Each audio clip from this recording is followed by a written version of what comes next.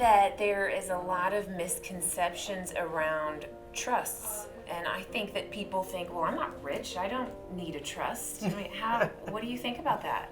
Very true.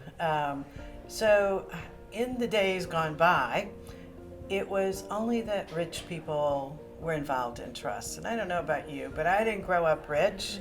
And so when people would even talk about trusts, I would tune out because I thought that trusts were only for rich people's children that had some kind of trust fund. Yeah. And I knew I wasn't one of those, so I didn't really pay any attention. But now a trust can be used to really benefit almost everybody. But most of us don't know about it, so it's intimidating.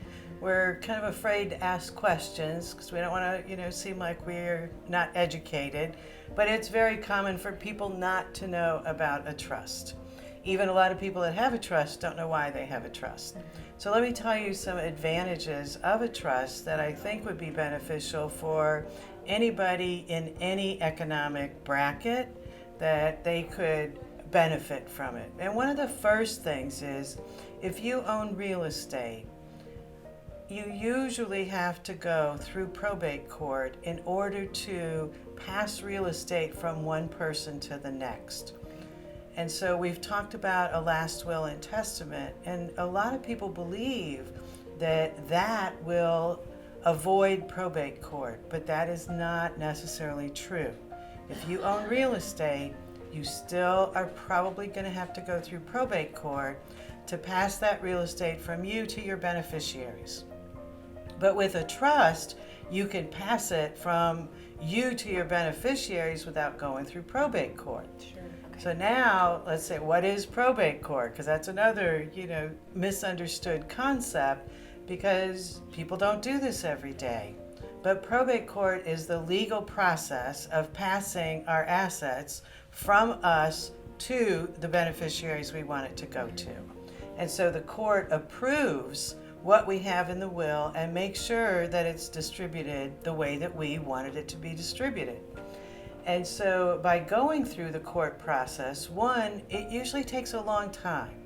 In Georgia, it usually takes a good 6 to 9 months. Oh my goodness. And so if you think about that and think, okay, so if I have a house and I pass away, and then my beneficiaries, who probably don't live in the house, have to pay utilities and taxes and insurance and my mortgage payment, sometimes that becomes cost prohibitive to do that for 6 to 9 months.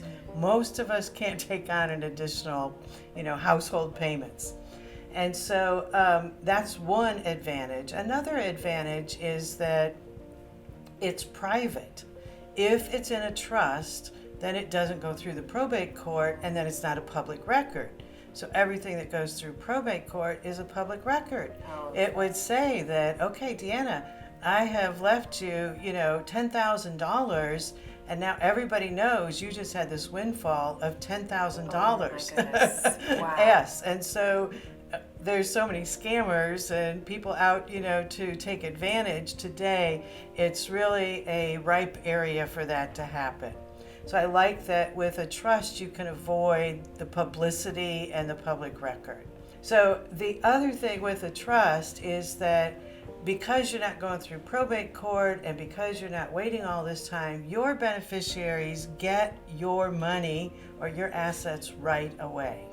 So as soon as they get a death certificate, which is a few weeks, then they get advantage of using that money.